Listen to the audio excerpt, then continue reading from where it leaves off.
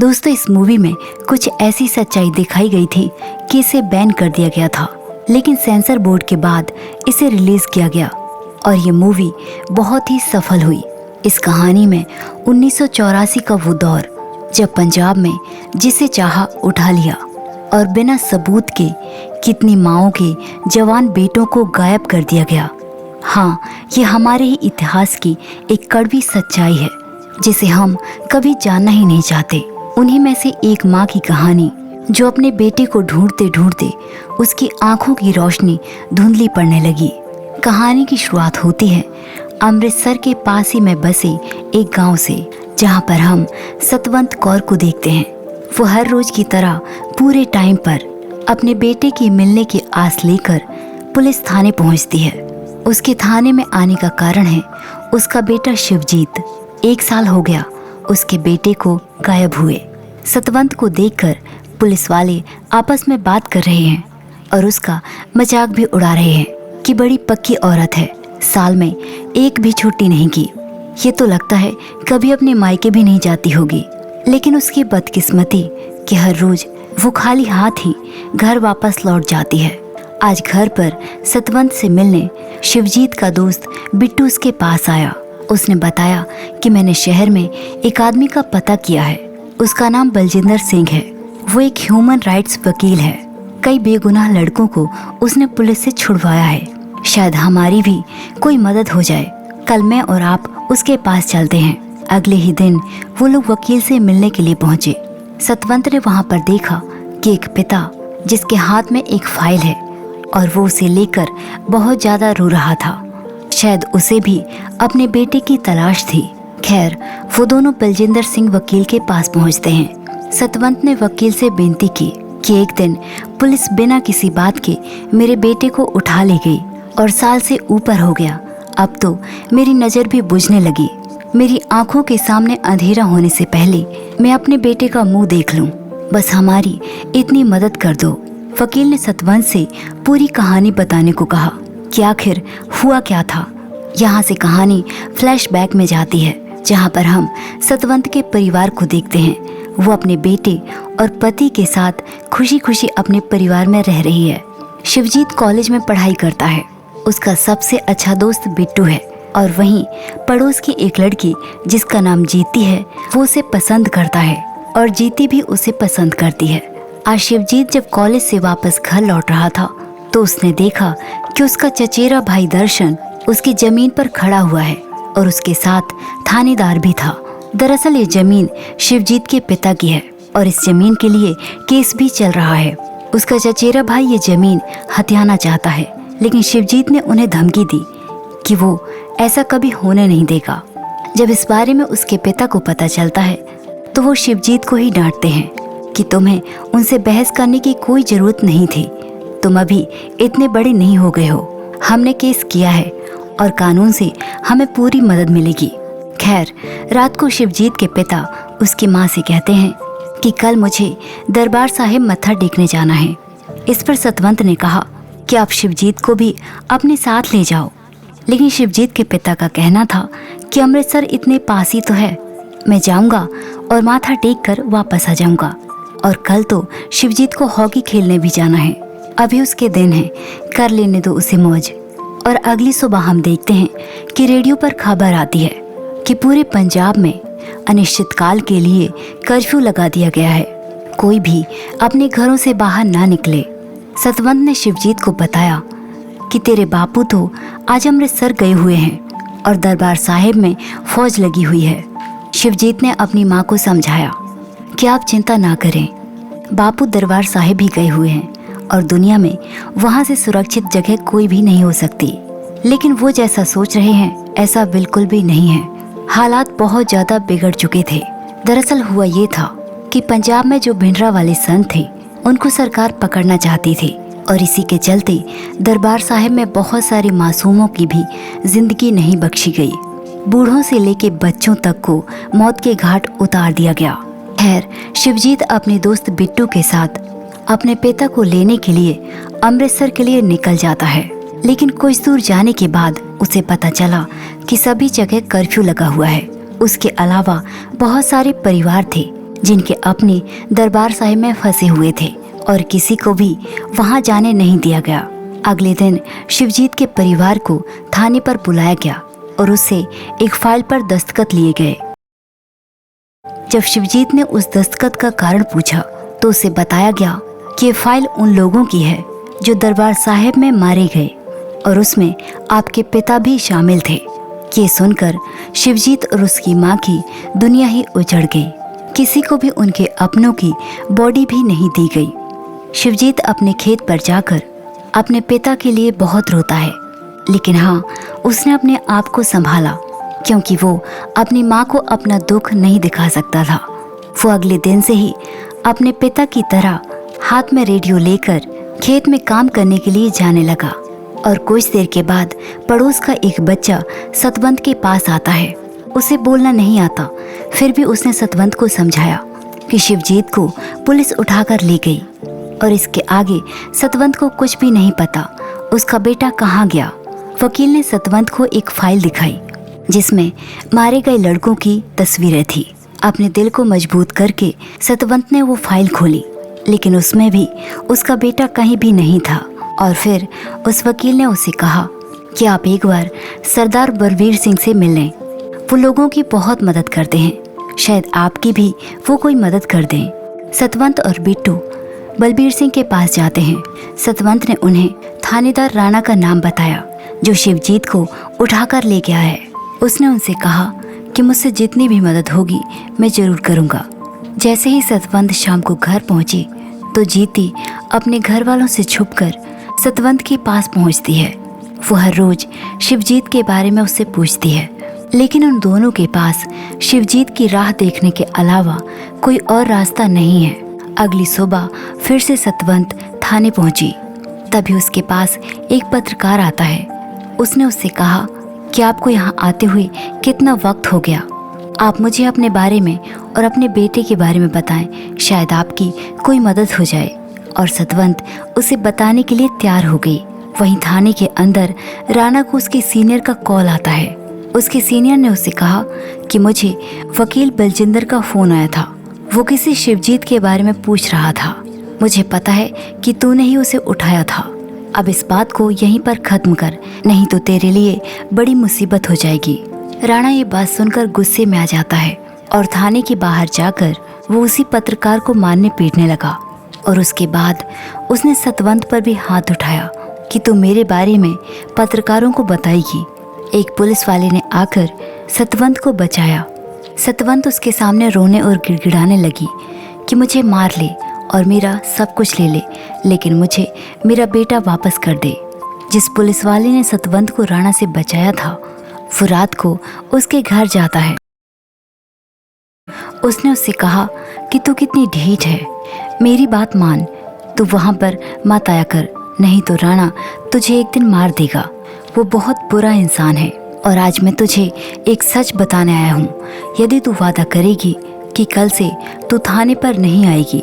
सतवंत ने उससे वादा किया और फिर उस पुलिस वाले ने उसे बताया कि जब राणा ने शिवजीत को उठाया तब मैं उसके साथ ही था। उसे वहाँ से इंटेरोगेशन के लिए ले जाया गया। उसे दिन भर भूखा प्यासा रखा गया और फिर रात को राणा उसके पास जाता है। वो शिवजीत पर दबाव डाल रहा था कि वो अपनी जमीन अपने चचेरे भाई दर्शन को दे दे, लेकिन शिवजीत ने कहा कि मेरे जीते जी ऐसा कभी नहीं होगा। और इसके बाद शिवजीत को बहुत मारा पीटा गया। शिवजीत बेहोश हो चुका था। जब वो होश में आया तो उसने 4 लड़कों के साथ अपने आप को एक जगह पर पाया। शिवजीत के सामने 2 लड़कों को राणा ने वहीं पर मार दिया और जब शिवजीत की बारी आई तो अचानक गोली चली ही नहीं, तो शिवजीत और उसके साथ 2 और लड़के वहां से भागने लगे। पुलिस वालों ने उन्हें पकड़ने की बहुत कोशिश की, लेकिन वो उनके हाथ नहीं लगे। उसने सतवंत को बताया कि शिवजीत के साथ जो 2 लड़के भागे थे उनका नाम दीप और पिंदा है। मुझे खबर मिली है कि चवल थाने की पुलिस ने उन दोनों लड़कों को गिरफ्तार कर लिया था। यदि तुम्हें अपने बेटे के बारे में कोई जानकारी चाहिए तो तुम चवल गांव जा सकती हो। और अगले ही दिन सतवंत बिट्टू के साथ चवल गांव पहुंच जाती है।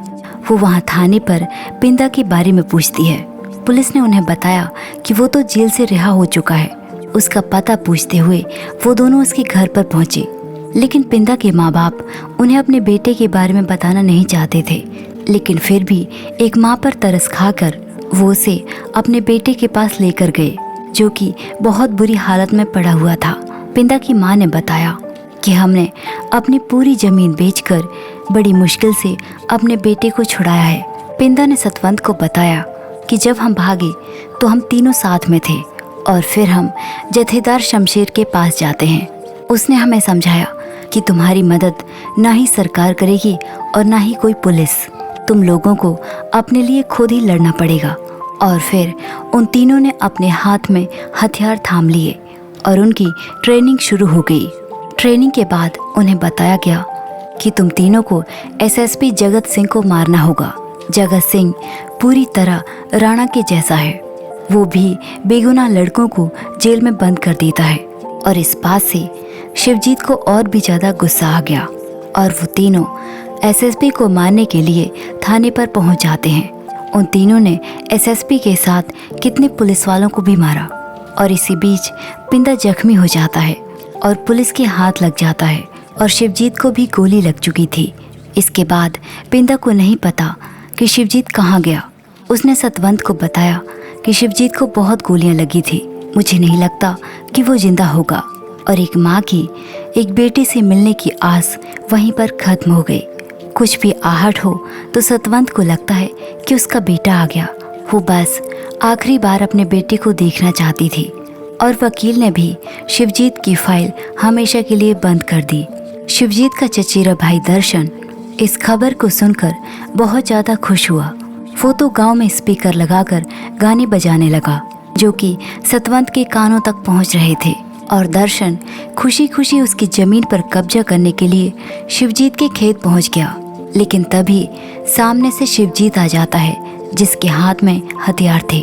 उसने कहा कि मैंने कहा था ना, मेरे जीते जी तू कभी मेरी ज़मीन पर कब्जा नहीं कर पाएगा। दर्शन वहां से भागने लगा, लेकिन शिवजीत ने उसे जान से मार दिया। अगली सुबह मौकाई वारदात पर पुलिस पहुंची।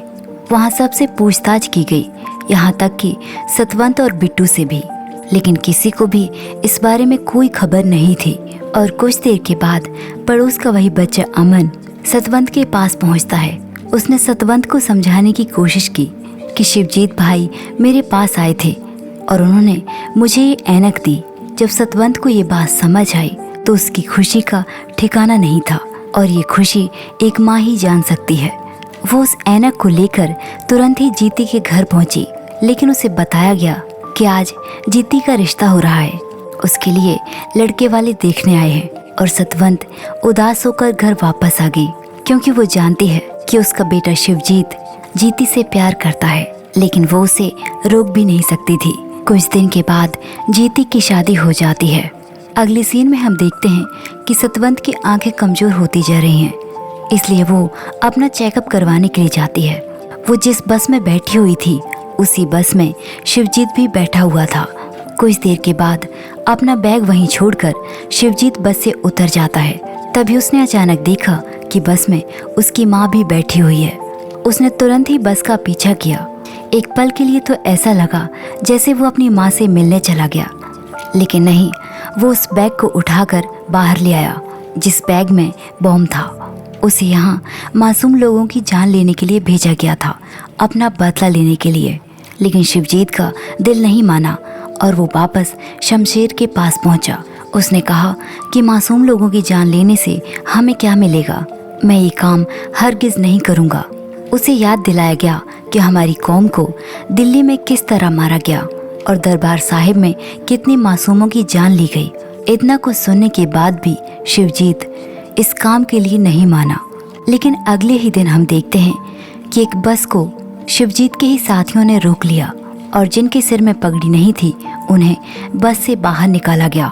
उनके साथ में बिट्टू भी था, जो कि शिवजीत की माँ की ऐनक लेकर वापस लौट रहा था। उसने उन्हें बताया कि शिवजीत मेरा बहुत अच्छा दोस्त है, मैं तो उसी की माँ की ऐनक लेकर वापस लौट रहा था। लेकिन उन लोगों ने उसकी एक न सुनी और बिट्टू के साथ कितने लोगों को जान से मार दिया। बिट्टू की माँ ने सतवंत को बददुआएं दी कि जिस तरह आज मैं अपने बेटे के लिए तड़फ रही हूँ, कल तू भी इसी तरह अपने बेटे के लिए तड़फेगी। तू एक डायन है जो मेरे बेटे को खा गई। इस घटना के बाद कई से कमेटी के जथेदार इकट्ठे हुए। उनमें गुस्सा और आक्रोश था कि जो घटना हुई है ये हमारी कौम के लिए शर्म की बात है। हमारा सिर शर्म से झुक गया है। हम मानते हैं कि हमारे भी मासूमों को मारा गया है, लेकिन ऐसा तो नहीं कि हम भी उसी तरह बन जाएं। ऐसे में हम में और उनमें फ़र्क क्या रह जाएगा। ये बहुत गलत हुआ है और आगे से ऐसा नहीं होना चाहिए। और शिवजीत भी यही चाहता था। और जिस जथेदार ने ये घटना को अंजाम दिलवाया था, शिवजीत वहाँ पर रात को जाकर उसे जान से मार देता है। आज बहुत दिनों के बाद दीप और शिवजीत एक साथ बैठे हुए थे।